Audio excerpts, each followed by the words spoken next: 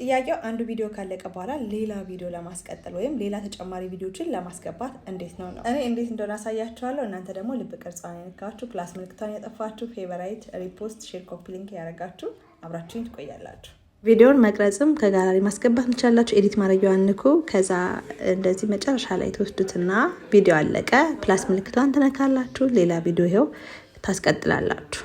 ሁለተኛ ቪዲዮ ያስገባን ማለት ነው። ቪዲዮ ሲያልፍ አንዱ ከአንዱ ሲቀጥል የሚያምር ትራንዚሽን እንዲኖረው መሀል ላይ እችን ትነካላችሁ። ከዛ እዚህ ጋር መርጣችሁ የተለያዩ ትሬንዲንግ የሆኑ ትራንዚሽኖች አሉ። ለምሳሌ እኔ እችኛዋን ልምረጥ። ይሄንን ስመርጥ ይሄኛው ቪዲዮ ሲያልቅ ያኛው የሚቀጥልበት መንገድ እንደዚህ ይሆናል ማለት ነው። ራይት ምልክት አደርጋለሁ። ቪዲዮ ብቻ ሳይሆን ፕላስ ምልክቷን ነክታችሁ ፎቶግራፍ የምትፈልጉትን ያክል ፎቶግራፍ ቪዲዮ ማስገባት ትችላላችሁ ማለት ነው። ቀላል ነው።